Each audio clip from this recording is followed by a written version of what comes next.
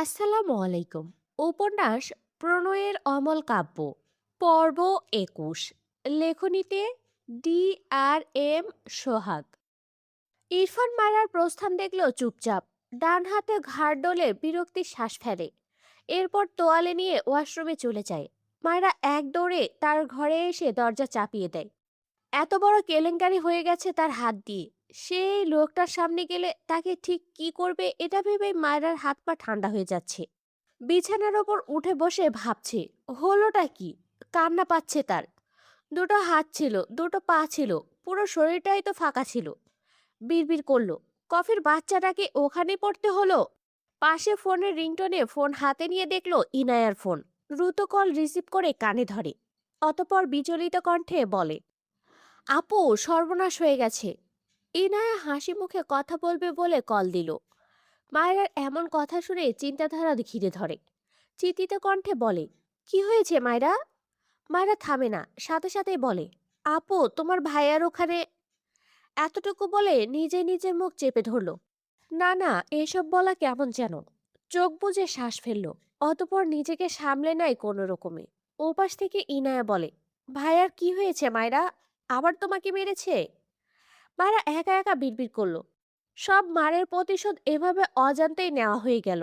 ইস, কিন্তু আমি তো চাইনি। কি বিড়বিড় করছো? মায়েরা ভাবনা থেকে বেরিয়ে দুদিকে মাথা নাড়িয়ে বলে, না না, উনি মারেননি আমাকে। তাহলে কি হয়েছে ভাইয়ার? মায়েরা ঢোক গিলে মেকি হেসে বলে, কিছু না কিছু না। ইনায়া ওপাশ থেকে সন্দেহের কণ্ঠে বলে, কি লুকাচ্ছ? মায়েরা জোরে হেসে উঠে বলল, সত্যি কিছু না। তোমার ভাইয়া অনেক ভালো, সেটাই বলতে চাইছিলাম। ইনায়া হেসে বলে, ও মা, ভূতের মুখে দেখি রাম রাম। মায়েরা থম্মত খেয়ে বলে, না না, অনেক ভালো না। ওই একটু একটু ভালোই আর কি। তা কি ভালো কাজ করলো? মায়েরা কিছু একটা ভেবে বলে, আপু, একটা সিরিয়াস প্রশ্নের উত্তর জানতে চাই। বলো। বলছি, কারো প্রাইভেট পার্টে গরম কিছু পড়লে তার কি হয় আপু? এনায়া ভ্রুকুসকে বলে, কেন, কি হয়েছে মায়েরা? এমন অদ্ভুত প্রশ্ন করছো কেন? মায়েরা থম্মত খেয়ে বলে, কিছু না। আপু, তুমি কেমন আছো? আমার এক্সাম শেষে তুমি আসবে কিন্তু। আমি তোমাকে এই গ্রাম ঘুরিয়ে দেখাবো। আচ্ছা, যাব। বাবা নিয়ে যাবে বলেছে। ইনায়ার সাথে টুকটাক কথা বলে মায়েরা ফোন রেখে দেয়। ভাগ্যিস খেয়ে এসেছিল, নয়তো এখন কিভাবে খেতে যেত। দ্রুত নামাজ পড়ে নিল। এরপর শুয়ে পড়ল। ঘুমালেই শান্তি। ঘুমের মাঝে শক্তপোক্ত বন্ধনী। মায়েরা নড়াচড়া করতে পারে না। বিরক্তিতে চোখ মুখ কুঁচকে পিটপিট করে চোখ মিলে তাকায়। হালকা ঝাপসা আলোয় একদম তার মুখ বরাবর ইরফানের মুখ দেখে তার ঘুম ছুটে যায় পুরোপুরি। মনে হচ্ছে তার কপালের সাথে ইরফানের কপাল লাগানো। মায়েরা ঝট করে মাথা তোলে, কিন্তু নড়তে পারছে না। কেমন সাপের মতো পেঁচিয়ে ধরেছে তাকে। মায়েরা ঢোক গিলল। ইরফানের মুখের দিকে তাকায়। কি সুন্দর ঘুমাচ্ছে, কিন্তু তার এখানে কেন? আর তাকে এভাবে পেঁচিয়ে ধরেছে কেন? মায়েরা ইরফানের থেকে নিজের ছাড়ানোর জন্য নড়াচড়া করে। ইরফান বিরক্তিতে চোখ মুখ কুঁচকে ঘুম জড়ানো কণ্ঠে বিড়বিড় করে, স্টুপিড, ডোন্ট ডিস্টার্ব মি। মায়েরা চোখ বড় বড় করে তাকায়। তাকে ডিস্টার্ব করে বলছে, সে যেন ডিস্টার্ব না করে। মায়েরা মুচড়ামুচড়ি করতে থাকে। দু হাতে ইরফানকে ঠেলে সরাতে চায়। ইরফান বিরক্তি ভরা চাহনিতে মাথা তুলে মায়েরার দিকে তাকায়। রেগে বলে, হোয়াট? মায়েরা চোখ ছোট ছোট করে তাকায়। বিরক্ত হয়ে বলে, ছাড়ুন আমায়। ইরফান বোঝার চেষ্টা করলো সে কোথায়। মায়রাকে সে ধরেছে খেয়াল করতেই ভ্রু কুঁচকে মায়রাকে ছেড়ে উঠে বসলো। মুখায়বের কোনো পরিবর্তন নেই, যেন কিছুই হয়নি। বেড থেকে নামতে গেলে মায়রা ইরফানের হাত ধরে বলে, আপনার ঘর রেখে আমার ঘরে এসেছেন কেন? ইরফান ভ্রু কুঁচকে গম্ভীর গলায় বলে, মাই উইশ। কথাটা বলে বেড থেকে নেমে দাঁড়ায়। মায়রা ইরফানের হাত ধরে থাকায় ইরফান উঠে দাঁড়ালে তার হাতে টান খেয়ে বেড থেকে ঠাস করে পড়তে নেয়। তার আগে ইরফান মায়রাকে বা হাতে আগলে নেয়। মায়রা ভয় পেয়ে যায়। ভেবেছিল পড়েছে, কিন্তু ইরফানের দিকে তাকিয়ে দেখলো লোকটা তাকে ধরেছে। কিন্তু এমন খেয়ে ফেলা চোখে তাকিয়ে আছে কেন? ইরফান ধমকে বলে, তুমি কি অপুষ্টির রোগী? মায়রা রেগে বলে, আপনার জন্যই তো পড়তে চাচ্ছিলাম, ছাড়ুন আমায়। মায়রার কোমর পর্যন্ত বেডে, তবে কোমর থেকে মাথা পর্যন্ত বেড থেকে ফাঁকায় ইরফানের হাতের ওপর ভর। ইরফান ছেড়ে দিলেই ঠাস করে উল্টো হয়ে পড়বে। ইরফান বিরক্ত হয়ে মায়রাকে ধরে রাখা হাত সরিয়ে নিল। মায়রা চোখের পলকে উল্টে পড়তে নাই মেঝেতে। মেঝে ছুঁই ছুঁই, মেয়েটা চেঁচিয়ে ওঠে। তখনই ইরফান মায়রাকে ডান হাতে ঝটকা মেরে তুলে বিছানার মাঝখানে বসিয়ে দেয়। মায়রা হাঁ করে চেয়ে আছে ইরফানের দিকে। কত বড় খারাপ লোক ভাবা যায়। সে ওভাবে পড়ে গেলে আজ তার ঘাড় তো পুরো ভেঙে যেত। কোমরে দু হাত দিয়ে ইরফানের দিকে চেয়ে বলে, আপনি আমাকে ফেলতে যাচ্ছিলেন কেন? ইরফান মায়রার দিকে শান্ত দৃষ্টিতে তাকায়। ফ্যানের বাতাসে মায়রার ছেড়ে দেওয়া চুলগুলো মৃদুভাবে উঠছে। পেছন থেকে কিছু চুল দু কাত পেরিয়ে সামনে এসে জায়গা করে নিয়েছে। মায়রার মুখ ফোলানো, চোখ মুখে কিছুটা রাগের আভা। ইরফান চোখ বুজে লম্বা শ্বাস টানে। এরপর গম্ভীর গলায় বলে, চুল বেঁধে পড়তে বসো। কথাটা বলে গটগট পায়ে ঘর ছেড়ে বাইরে বেরিয়ে গেল। মায়েরা হাঁ করে তাকিয়ে আছে। সে কি বলল আর এই লোকটা কি বলল? সবচেয়ে বড় কথা, তার ঘরে এসে ঘুমাবে কেন? খবিশ লোক। এই লোকটার ঘরে গেলে তো শুধু আউট আউট করে, আর তার ঘরে এসে ঘুমায়, বিড়বিড় করে। খবিশের দাদা একটা। আবার ইরফানের ব্যবহারে অবাকও হয়। এইসব ব্যবহার তো আর এই লোকের থেকে আশা করা যায় না। অসম্ভব। মাঝে মাঝে জিন ভর করে কিনা, এই জন্যই তাকে 24 ঘন্টা ধমক দেয়, আর 1 ঘন্টা জিন ধরলে একটু ভালোভাবে কথা বলে, যেটা অকল্পনীয়। তোর বোন কোথায়? ইরফান ভেতরে আসতে আসতে ভ্রু কুঁচকে বলে, খালামণির বাসায় গিয়েছে। তোর তো খালাতো ভাই আছে। ইরফান ফাইজের মাকে সালাম দিল। টুকটাক কথা বলে ফাইজের ঘরের দিকে যায়। ফাইজ কিছু ভাবছে। তার ঘরে গিয়ে সিরিয়াস কণ্ঠে বলে, তোর খালাতো ভাই আছে নাকি? বলছিস না কেন? ইরফান সোফায় গায়ে এলিয়ে দিয়ে বলে, ডেইলি বলতে হবে কেন? ফাইজ রেগে বলে, যেখানে ছেলে আছে সেখানে তোর বোনকে পাঠালি কেন? ইরফান বিরক্ত হলো। পিছন থেকে শুদ্ধ ঘরের ভেতর আসতে আসতে বলে, কি হয়েছে রে? ফাইজ পিছু ফিরে শুদ্ধ আর সৌভিককে দেখল। এগিয়ে এসে সৌভিককে বসতে বলে শুদ্ধকে বলে, তোরা তো ইনায়ার ভাই, তোদের হুঁশ নেই? তোর খালাতো ভাইয়ের কোলে বসে থাকার জন্য পাঠিয়েছিস কেন ওকে ওখানে? শুদ্ধ অসহায় মুখ করে বলে, আহারে, তোর আর ইরফানের জ্বালা দেখতে দেখতে আমার দিন চলে যায়।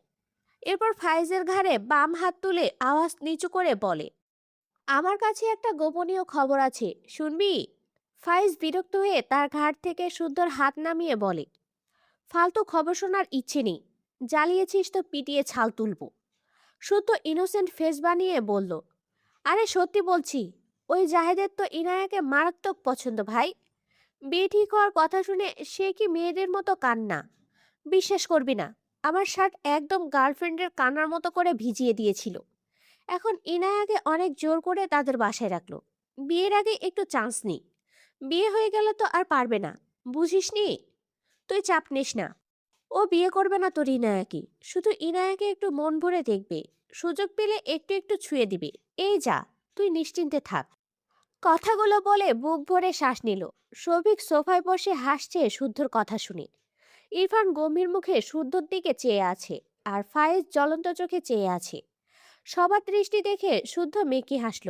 সৌভিকের পাশে গিয়ে বসলে ফায়েজ শুদ্ধর কলার ধরে টানতে টানতে ঘর থেকে বের করে। শুদ্ধ অসহায় কণ্ঠে বলে, মনে হচ্ছে সত্যি কথার বসার জায়গা নেই। ছাড় ছাড়, আমার শ্বশুরবাড়ি থেকে আমাকেই বের করিস, এত বড় সাহস! পিছন থেকে ফায়েজের মা বলে, ফায়েজ, শুদ্ধকে কোথায় নিয়ে যাচ্ছ? ফায়েজ উল্টো ফিরে যেতে যেতে রেগে বলে, এই বেয়াদবকে আমি ড্রেনে চোবাবো আম্মু। ও আমায় চেনে না, ওর মজা আমি ছোটাবো। বেয়াদব, যা মুখে আসে তাই বলে। শুদ্ধ ফায়েজের দিকে তাকিয়ে জোর করে ফায়েজকে দু হাতে চেপে ধরে লাজুক চোখে চেয়ে বলে, বলছি তোমার মাঝে একটু চুপতে দাও না সোনা। বিলিভ মি, ড্রেনের চেয়েও জঘন্য তোমার শরীর। তবে কষ্ট করে ড্রেনে যাওয়ার কি দরকার? ফায়েজ চোখ মুখ কুঁচকে শুদ্ধকে ধাক্কা দিয়ে সরায় তার থেকে। শুদ্ধ হাসছে। ফায়েজ ক্লান্তি, বিরক্তি, রাগ সব মিলিয়ে হনহন করে তার রুমের দিকে যায়। শুদ্ধ ফায়েজের মার দিকে এগিয়ে গিয়ে বলল, কেমন লাগলো আন্টি? ফায়েজের মা হেসে বলে, তুমি পারো বাবা, ঘরে যাও। শুদ্ধ হেসে আবারও ফায়েজের ঘরে যায়। ফায়েজ এপাশ ওপাশ পায়চারি করছে। ইরফানকে বলে, তোর বোনকে আজকেই আনবি। তোর বউয়ের নেক্সট ইয়ার এক্সাম দিলে কি হতো? ওর জন্য আমার বিয়েটা আটকে আছে। ইরফান অদ্ভুত চোখে ফায়েজের দিকে তাকায়। এর বিয়ের জন্য মায়েরা এবছর এক্সাম দিবে না। মানে এটা কোনো যুক্তি? এমনিতেই ওর বউ বড় হচ্ছে না। ফাইজ নিজের বিয়ের জন্য তার বউটাকে আরো ছোট বানাতে চাইছে। ইরফান রেগে বলে, ইনায়া বিয়ের আগের দিন পর্যন্ত ও বাড়িতেই থাকবে। ফাইজ ধূপ করে তার বেডে চিৎপটাং হয়ে শুয়ে পড়ে। অসহায় কণ্ঠে বলে, শালা, আমার জীবনটা তেজপাতা করে দিলি। শুধু একবার বিয়েটা হোক। ইরফানের বাচ্চার বোনকে যে কোন সিন্ধুকে রাখবো কেউ খুঁজে পাবি না দেখিস। আমার সাথে ভিলেনগিরি করে ঠিক করছিস না, বেয়াদবের দল। শুদ্ধ হেসে বলে, আমি সিন্ধুক অর্ডার করছি, তুই সাইজটা বল তো। আর রূপার নাকি সোনার সেটাও বল। ফাইজ বেডের বক্সের কাছে পেপার ওয়েট পেয়ে হাতে নিয়ে শুদ্ধর দিকে ছুঁড়ে মারে। শুদ্ধ বাঁ হাতে ক্যাচ ধরে নেয়। সৌভিক হেসে বলে, শুদ্ধ থাম, আর পোড়াস না ওকে, বেচারা কষ্ট পাচ্ছে। ফারা হাতে কফির ট্রে নিয়ে ঘরে প্রবেশ করে। শুদ্ধ ঘাড় বাঁকিয়ে তাকায়। ফারাকে দেখে মুখের হাসি চড়া হয়। ফারা শুদ্ধর দিকে তাকায় না। সোফায় টেবিলের সামনে কফির ট্রে রাখে। সোফায় শফিক বসে ফারার দিকে অদ্ভুতভাবে চেয়ে আছে। সে আজকেই প্রথম ফাইজদের বাড়িতে এসেছে। শুদ্ধ শফিককে একবার দেখল। ফারা একটি কফির কাপ শফিকের দিকে বাড়িয়ে দিলে শুদ্ধ দুপা পিছিয়ে ডান দিকে এসে ফারার পাশে খানিকটা ঝুঁকে মৃদুস্বরে বলে, এখান থেকে যাও ফারা, আমরা নিজেরা নিয়ে নিচ্ছি। ফারা মাথা তুলে শফিকের দিকে একবার তাকায়। এই লোকটাকে সে চেনে না, তবে সে শুদ্ধর কথা শুনল না। হাত বাড়িয়ে মিষ্টি এসে সৌভিকের দিকে কাপ বাড়িয়ে দেয়। সৌভিক নিতে গেলে শুদ্ধ ফারার হাত থেকে সেটা কেড়ে নেয়।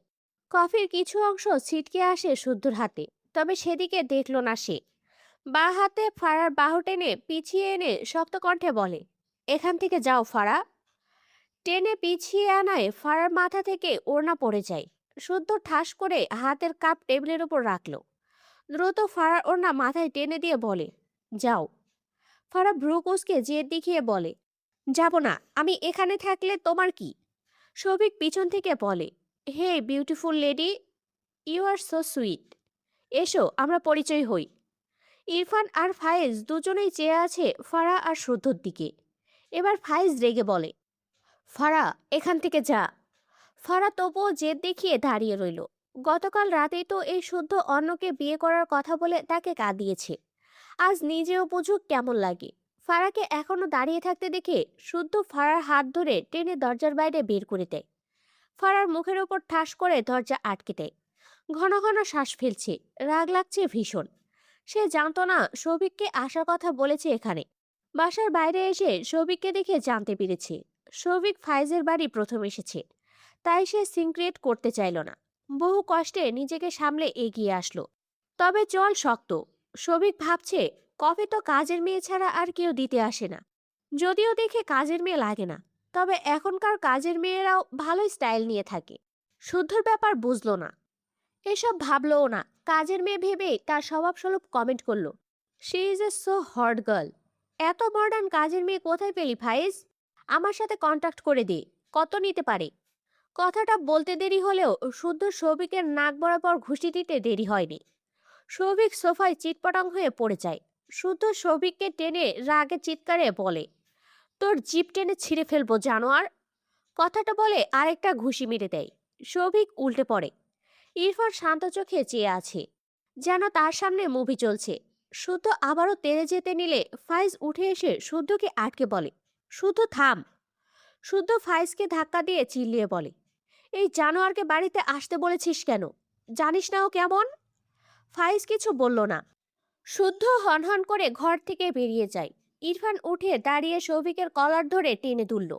এরপর হনহন করে টানতে টানতে একদম মেন গেটের সামনে গিয়ে ধাক্কা দিয়ে শক্ত কণ্ঠে বলে, ভদ্র মানুষের বাড়িতে অসভ্যদের জায়গা নেই, আউট। কথাটা বলে ঠাস করে দরজা আটকে দেয় মুখের উপর। শুদ্ধ রেগে ফায়েজদের ছাদে এসেছিল। এসে ফারাকে ছাদের এক কোণায় উল্টো ঘুরে দাঁড়িয়ে থাকতে দেখে বড় বড় পা ফেলে ফারার পেছনে দাঁড়িয়ে ফারাকে টান মেরে তার দিকে ঘুরিয়ে নেয়। ফারা শুদ্ধর অমন আচরণে মন খারাপ করে ছাদে এসে দাঁড়িয়েছিল। কেঁদেছেও একটু। এখন শুদ্ধকে দেখে ভয় পেল খানিক।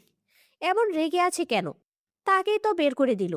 শুদ্ধ চোখ বুজে শ্বাস ফেলে কিছুক্ষণ চুপ থেকে হঠাৎ ফারার দিকে তাকিয়ে রেগে বলে, তুমি ভীষণ বেয়াদব হয়ে গিয়েছো ফারা। ফারা অবাক হয়ে তাকায় শুদ্ধর দিকে। চোখ জোড়া পানিতে টইটম্বর হয়ে যায়। এই লোকটা তার জীবনে এসেছিল শুধু কষ্ট দিতে। ভাবনার মাঝেই চোখ থেকে পানি গড়িয়ে পড়ে। ফারার চোখে পানি দেখে শুদ্ধ রাগ নিমল বোধহয় খানি। ভ্রুকুসকে শান্ত কণ্ঠে বলে, কাঁদছো কেন? ভয় পেয়ে, নাকি আমার কথায় কষ্ট পেয়ে? ফারার চোখ সরিয়ে নেয়, মাথা নিচু করে দৃষ্টি ছাদের মেঝেতে নিবদ্ধ করে। শুদ্ধ ফারার থেকে দুপা পিছিয়ে গিয়ে আড়াআড়িভাবে বুকে দু হাত গুজিয়ে বলে, যদি আমার কথায় কষ্ট পেয়ে কাঁদো তবে কিছু বলবো না, আর যদি ভয় পেয়ে কাঁদো তবে থাপ্পড় খাবি। কি কারণে চোখে পানি জমলো বলে ফেলো তো ফারা। ফারা অবাক হয়ে চোখ তুলে দৃষ্টি রাখে শুদ্ধর পানি। ফারার মাথা থেকে কাপড় পড়ে যায় দমকা হওয়ায়। রাতের অন্ধকারে ছাদের লাইটের মৃদু আলোয় শুদ্ধ ফারাকে দেখলো। এভাবে দেখে সৌভিক অমন কমেন্ট করলো না। মনে পড়তে আবারও রাগান্বিত কণ্ঠে বলে, তুমি জানো ওই ছেলে তোমায় বাজে নজরে দেখছিল, তুমি তবুও 2 মিনিট বাড়িয়ে সেখানে থাকলে কেন? ফারা মনে মনে অনুতপ্ত হলো। সে তো এসব ভেবে থাকেনি, শুদ্ধর ওপর জেদ করেছিল। ভেবেছে এই লোকের কথা শুনবে না। তবে এখন সেই জেদ তাকে বিদায় না দিয়ে বরং জেদকে অটুট রেখে আবারও ভাঙা গলায় রেগে পড়ল। দেখুক, তাতে তোমার কি? আমার যার সামনে যেতে ইচ্ছে করবে তার সামনে যাব, ইচ্ছে হলে কোলে উঠে বসবো। আর কিছু বলার আগেই ফারার গালে একটা শক্ত থাপ্পড় পড়ে। ফারা ফুপিয়ে ওঠে, মাথা নিচু করে কাঁদতে কাঁদতে বলে, তুমি নিজের বেলায় সব পারো, বিয়ে বাসর আরো কত কি, আমি কিছু বললেই শুধু মারো। শুধু ফারার গাল 2 হাতের আজলায় নিয়ে শক্ত কণ্ঠে বলে, শুধু মুখে বলেছো বলে থাপ্পড় দিয়েছি, এটা সকালের আগে সেরে যাবে, কিন্তু জেদ করে কখনো এসব বাস্তবায়ন করতে যেও না। বিলিভ মি, এমন করলে তোমার কবর আমি নিজ হাতে খুঁড়ব। এরপর আমি আর তুমি একসঙ্গে সেখানে ঘুমাবো। ফারা ভেজা চোখে শুদ্ধর দিকে তাকায়। শুদ্ধ মৃদু হেসে বলে, তোমাকে এভাবে কাঁদতে দেখলে আমি ভীষণ শান্তি পাই ফারা। কারণ এই কান্না আমার পাশে অন্য মেয়েকে কল্পনা করার জন্য। এত ভালোবাসা কোথায় রাখি বলো তো ফারা? ফারা নাক টেনে বলে, আমি তোমাকে ভালোবাসি না। শুদ্ধ এবারে একটু শব্দ করেই হাসলো। ফারার গাল থেকে হাত সরিয়ে বলে, Farah, I want to hug you. ফারার সাথে সাথে বলে ওঠে, একদম না। শুদ্ধ আরেকটু পিছিয়ে গিয়ে প্যান্টের পকেটে 2 হাত গুজে মৃদু হেসে বলে, তবে যাও এখান থেকে, আই কান্ট কন্ট্রোল মাইসেলফ। ফারা একবার তাকায় শুদ্ধর পানে। শুদ্ধ মৃদু হেসে তার দিকে তাকিয়ে আছে। ফারা ঢোক গেলে শুদ্ধ দৃষ্টিতে সময় ব্যয় না করে দৌড় দেয়। শুদ্ধ পিছু ফিরেই শব্দ করে হেসে বলে, এই ফারা, ভালোবাসি কিন্তু। দেখতে দেখতে 1 সপ্তাহ কেটে যায়। এক্সাম দিয়ে মায়েরা হল থেকে বের হয়েছে। এক্সাম খারাপ হয়নি, তবে তার মন খারাপ। ইরফান সে যে 1 সপ্তাহ আগে চলে গেল আর একবারও আসেনি। তার খারাপ লাগছে কেন? ওই লোকটা তো তাকে মানেই না, আসবে কেন? কিন্তু তার মনে পড়ে কেন? ভীষণ মন খারাপ হয় মেয়েটার। স্কুল ড্রেস পরা, মাথায় সাদা হিজাব বাঁধা, 2 হাতে বুকের সাথে ফাইল চেপে রাস্তার এক কোনায় দাঁড়িয়ে ফুচকার ভ্যানের দিকে তাকিয়ে আছে। আজ এই ফুচকাও খেতে ইচ্ছে করছে না। চুপ করে কতক্ষণ দাঁড়িয়ে থাকলো। এরপর এগিয়ে যায়। ভাবলো ফুচকা খেয়েই মনটা ভালো করবে। এটা ছাড়া আর উপায় কি? 1 প্লেট ফুচকা নিয়ে একা চেয়ারে বসে মায়রা। কোলের ওপর ফাইল রেখে বাঁ হাতের তালুতে ফুচকার প্লেট রেখে ডান হাতে একে একে মুখে ফুচকা পুড়তে থাকে। হঠাৎই তার ডান পাশে গা ঘেঁষে কেউ বসলো মনে হলো। মাথা নিচু থাকায় পায়ের দিকে খেয়াল করে বুঝলো ছেলে। মুহূর্তে রেগে বম্ব হয়ে যায়। পাশ ফিরে চেঁচিয়ে ওঠে, তোর সাহস তো কম না, অন্যের বউয়ের গা ঘেঁষে বসিস? তোকে তো।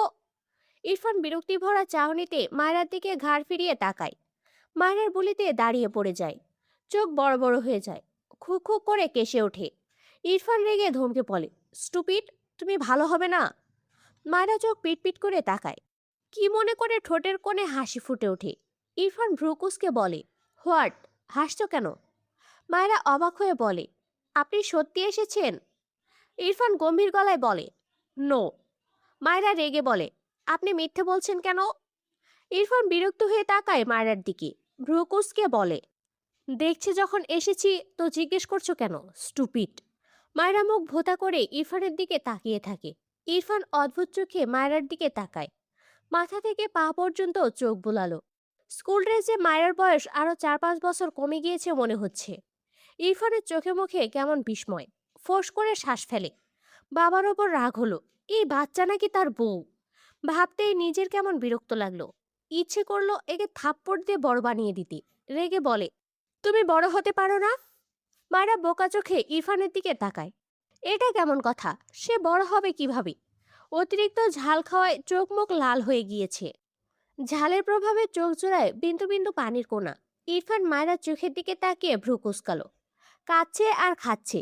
বিড়বিড় করলো, স্টুপিড। মায়রার হাতের প্লেট কেড়ে নিয়ে ঠাস করে তার পাশের চেয়ারে রেখে মায়রার কোলের ওপর থেকে ফাইল তার ডান হাতে তুলে নিল। এরপর মায়রার বাম হাত ধরে এগিয়ে যেতে নিলে মায়রা চেঁচিয়ে বলে, আমায় ছাড়ুন, আমার ফুসকা শেষ হয়নি। পেছন থেকে কয়েকজন লোক বলে, কি ভাই, এত জমজমাট জায়গায় একটা বাচ্চা মেয়েকে তুলে নিয়ে যেতে ভয় লাগে না? মেয়ে দেখলেই মাথা ঠিক থাকে না? ইরফানের পা থেমে যায়। মায়রার চোখ বড় হয়ে যায়। দ্রুত ভদ্র হয়ে দাঁড়িয়ে যায়। ইরফান পিছু ফিরে তাকায়। রাগান্বিত চোখে চেয়ে লোকগুলোর দিকে এগিয়ে যেতে নিলে মায়রা দ্রুত ইরফানের সামনে দাঁড়িয়ে বলে, যাবেন না, যাবেন না, ওরা ভুল বুঝেছে। ইরফান মায়রার কথা শুনল না। মায়রার হাত শক্ত হাতে ধরে লোকগুলোর সামনে দাঁড়িয়ে দাঁতে দাঁত চেপে বলে, শি ইজ মাই ওয়াইফ। ওকে তুলে নিব নাকি ছুঁড়ে ফেলবো, it's my choice. Who are you? আমার ওয়াইফকে দেখলে আমার মাথা ঠিক থাকে না। What's your problem with that? মারা চোখ বড় বড় করে তাকায়। লোকগুলো হাবলার মতো তাকিয়ে আছে। মায়েরা দ্রুত লোকগুলোর উদ্দেশ্যে বলে, উনি ভালো লোক, আপনারা যান। একজন চিন্তিত কণ্ঠে বলে, একটু আগে। মায়েরা বুঝলো, তখন চেঁচিয়ে উঠল তার পাশে বসায়। আবার জোর করে টেনে নিয়ে যাচ্ছিল বলে লোকগুলো ভুল বুঝেছে। দ্রুত বলে ওঠে, আমার ভুল হয়েছে প্রথমে চিনতে। আপনারা যান। লোকগুলো একটু অবাক হলো হয়তো, তবে আর কিছু বলল না, চলে গেল। মায়েরা স্বস্তির নিঃশ্বাস ফেলল। ইরফানের দিকে তাকালে দেখলো ইরফান ওই লোকগুলোর দিকেই এখনো জ্বলন্ত চোখে চেয়ে আছে। মায়েরা ঢোক গেল। তার হাতটা ভেঙে গেল বোধহয়। পাশ থেকে স্কুল ড্রেস পরা ফাইল হাতে এক ছেলে এগিয়ে এসে বলে, কিরে মায়েরা, কি খবর? এক্সাম কেমন হলো? মায়েরা মাথা নেড়ে বলে, ভালো। তোর? ছেলেটা মৃদু হেসে বলে, ভালো। পাশে ইরফানকে দেখে বলে, এটা তোর ভাই? মায়রার উত্তরের অপেক্ষা না করে ইরফানকে ভাইয়া সম্বোধন করে সালাম দেয় ছেলেটা। কিন্তু ইরফানের অমন ভয়ঙ্কর দৃষ্টি দেখে ছেলেটা ঢোক গেল। মনে হয় খুব রাগী। থাক, ভাব জমানো লাগবে না। অতপর মায়রাকে বাই বলে চলে যায়। এদিকে মায়রা তার হাতের দিকে অসহায় চোখে চেয়ে আছে। মাথা তুলে বলে, আপনি কি আমার হাত ছিঁড়ে নিতে চাইছেন? উফ, ছাড়ুন। ইরফান আর কতক্ষণ রাগ কন্ট্রোল করবে? প্রথমে ওই লোকগুলো, এখন এই ছেলের ভাই শব্দটা যেন ইরফানের মাথায় একেবারে রক্ত তুলে দিল। ইচ্ছে করছে সবগুলোকে অগ্নিকুণ্ডে নিক্ষেপ করতে। আবার মায়রার কথায় জ্বলন্ত চোখে তাকালো মায়রার দিকে। মায়রা ঢোক গেলে বলতে নেয়, স। তার আগে ইরফান ডান হাতে ফাইল ধরেই মায়রাকে ঝট করে কোলে তুলে নেয়। মায়রা চোখ বড় বড় করে তাকায়। মুষ্টামুষ্টি করতে করতে বলে, কি করছেন? নামান আমায়, নামান বলছি। ইরফান শুনল তো নাই। তার গাড়ির দরজা খুলে ব্যাক সিটে মায়রাকে এক প্রকার ছুঁড়ে ফেলে। মায়রা চেঁচিয়ে ওঠে। কোমরে ব্যথা পেয়ে চোখ মুখ কুঁচকে নিল। ডান হাত কোমরের পিছনে দিয়ে রেগে বলে, আপনার প্রবলেম কি? ছোড়াছুড়ি ছাড়া কিছু পারেন না? কথাটা বলে সামনে তাকালে দেখলো ইরফান গাড়ির ভেতর উঠে আসছে। মায়রা চোখ বড় বড় করে তাকায়। দ্রুত সিটের ওপর সোজা হয়ে বসে গাড়ির দরজার সাথে লেগে গিয়ে বলল, আপনি এগোচ্ছেন কেন? আমি সরি, প্লিজ মারবেন না। ইরফান মায়রার সাথে চেপে বসে। মাথার হিজাব টান মেরে খুলে ফেলে। মায়রা চেঁচিয়ে ওঠে। দু হাতে ইরফানকে ঠেলে সরাতে চায়, তবে পারে না। ইরফান বাঁ হাতে মায়রাকে তার সাথে শক্ত করে চেপে ধরেছে। হিজাব খুলে ছুঁড়ে ফেললে মায়রার খোপা করা চুলগুলো ঝরঝর করে খুলে কাঁচ ছাড়িয়ে পিঠ জুড়ে ছড়িয়ে পড়ে। ইরফানকে শার্টের বোতাম খুলতে দেখে মায়রা চোখ বড় বড় করে বলে, আপনার গরম লাগলে দূরে সরে বসুন প্লিজ। আমি সরি, আর ফুচকা খাবো না। ইরফান মায়রার দিকে তীক্ষ্ণ চোখে চেয়ে এক এক করে সবগুলো শার্টের বোতাম খুলে ফেলে। মায়রা ভীতস্বরে বলে, কি করছেন? ইরফান মায়রার কানের নিচ বরাবর গলায় ডান হাত শক্ত করে দাঁতে দাঁত পিষে বলে, আমি তোমার কি সেটাই বোঝাচ্ছি। নট ভাই, ইটস কনফার্ম। মায়রা ঢোক গেলে আমতা আমতা করে বলে, মানে, দূরে সরুন প্লিজ। মায়রার চোখ মুখ জুড়ে ভীতি। খোলা চুলগুলো এলোমেলো। মায়রা ভীত মুখ পানে চেয়ে ইরফান তার স্বভাবের বাইরে গিয়ে ডান দিকে সামান্য ঠোঁট বাঁকিয়ে ভীষণই সূক্ষ্ম হাসল। তবে মায়রা তা বুঝতে পারল না। ইরফান ডান হাতে মায়রার কিছু সংখ্যক চুল কানের পিঠে গুজে দিয়ে গলা নামিয়ে শীতল কণ্ঠে বলে, you are a very little baby, I am waiting for you. Myra বোকা চোখে পিটপিট করে তাকিয়ে রইল ইরফানের গম্ভীর মুখ পানে। সব তার মাথার উপর দিয়ে গেল।